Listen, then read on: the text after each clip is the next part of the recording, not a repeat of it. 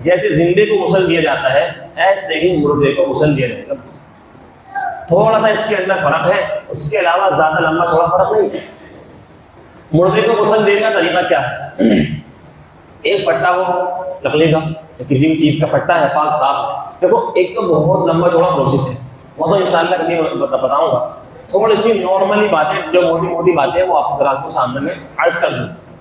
ایک نارملی پھٹا ہو پاک صاف ہو، مردے کو اس کو لٹا دیا.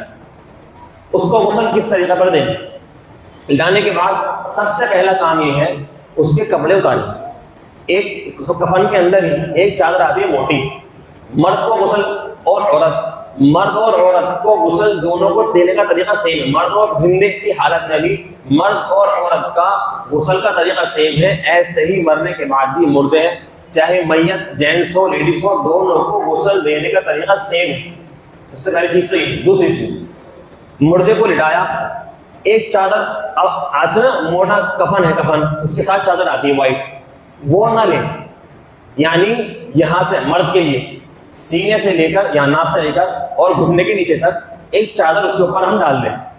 ٹھیک، چادر اتنی موٹی ہونی چاہیے جو جب اس کے اوپر پانی ڈالیں، جب وہ چادر گیلی ہو جائے تو مردے کے جسم نہ چمکے. ہوتا نا وائٹ کپڑا اکثر ہوتا ہے، وائٹ کپڑے کے اندر پانی ڈالا جسم چمکنا شروع ہو گیا. یہ طریقہ نہیں ہونا چاہیے. چاہے ضروری نہیں کہ وائٹ چادر لیں، ہری لے لیں، کالی لے لیں، بلو، پاک صاف چادر ہو، کوئی سے بھی رنگ کی ہو، ایسی ہو جب آپ مردے کو غسل دیں گے، جب وہ چادر بھیگ جائے گی تو مردے کا جسم چمکنا نہیں چاہیے. آپ نے اس کے اوپر چادر ڈالی، چادر ڈالنے کے بعد اس کے کپڑے اتار لیں گے. اگر کپڑے اتارنا ممکن نہ ہو تو طریقہ غسل کیا ہے؟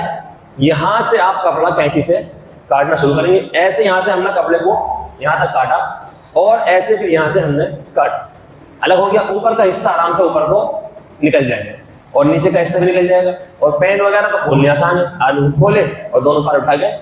اور اگر پینٹ اتارنے میں بہت سی مرتبہ ایسا ہوتا ہے کہ نہیں ہو پا رہا، کپڑے نہیں اتر، آپ کاٹ دیں. دوسری چیز، میت کے جو کپڑے ہم نے نکالے ہیں اگر ایسے اتر گئے آسان، ہم نے کاٹے نہیں ہے، ایسے اتر گئے آسانی کے ساتھ، تو آپ ان کپڑوں کو استعمال کر سکتے ہیں، پہن سکتے ہیں، کسی کو دے سکتے ہیں. اس کے اندر حرج نہیں کہ اس کو بھی آپ دفن کریں یا اس کو کچھ نہیں، خود انسان اس کو چاہے تو پہن سکتا ہے. ایک چیز، مردے کو غسل کس انسان کو دینا چاہیے؟ جیسے جنازے کی نماز ہے، نماز کے اندر پڑھانے کا حق کس کا ہے؟ جو جتنا زیادہ اس کا قریبی ہو اس کا حق زیادہ، نماز پڑھانے کا امام صاحب کا حق نہیں ہے، وہ تو سب سے آخر میں ہے. ایسے مردے کو جب غسل دیں گے سب سے پہلے یہ ہے اگر باپ ہے تو اس کے اولاد کا حق ہے، بھائی ہے. یعنی مردے کا جو جتنا زیادہ قریبی ہے اس کو چاہیے کہ وہ اس کو غسل دے. کیونکہ آپ یہ دیکھیں، ہم ہیں بغیر کپڑوں کے ہمارے جسم کو کوئی ہاتھ لگائے گوارا کرے گا؟ انسان گوارا نہیں کرتا. اپنا جتنا زیادہ قریبی ہوتا ہے اس سے انسان کو بے تکلفی اتنی زیادہ ہوتی ہے. ایسے ہی مردے کو غسل دینے کے اندر بھی جتنا زیادہ اس کا قریب کا ہو، رشتہ دار، بھائی ہو، بہن بھائی ہو، یا اس کے والد صاحب ہو، یا اس کی اولاد ہو، یا اتنے زیادہ قریب رشتہ دار ہو، اس کو چاہیے اس کو غسل دے.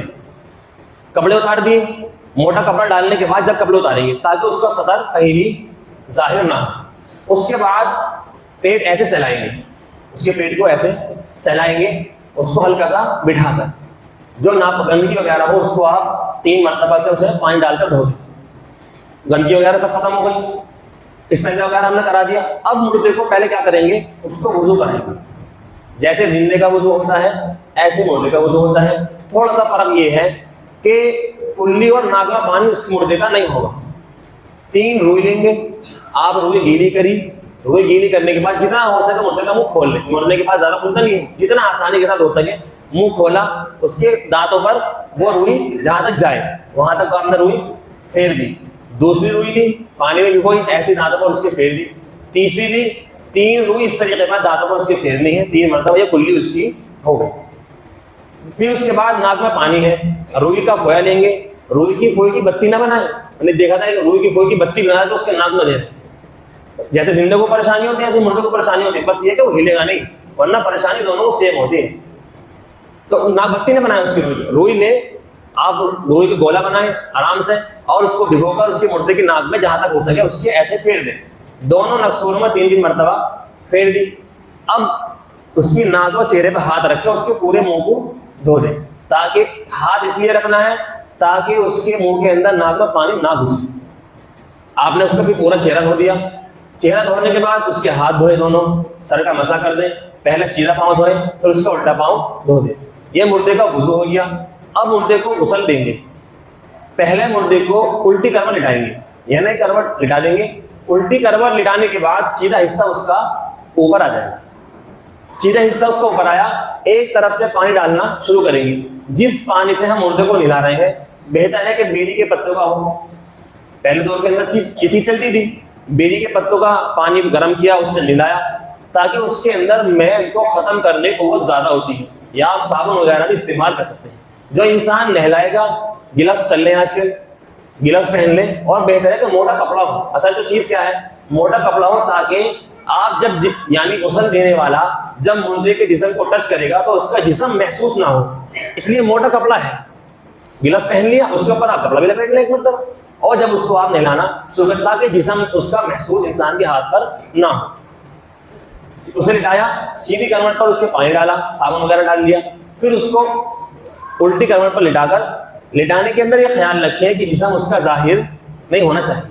اس کو لٹایا، پھر اس کی الٹی کروٹ پر آپ نے اچھے سے پانی ڈال دیا، اور پھر اس کو سیدھا لٹا کر اس کے بال وغیرہ دھو کے اس کو صحیح طریقے پر ہم نے اس کو نہلا دیا.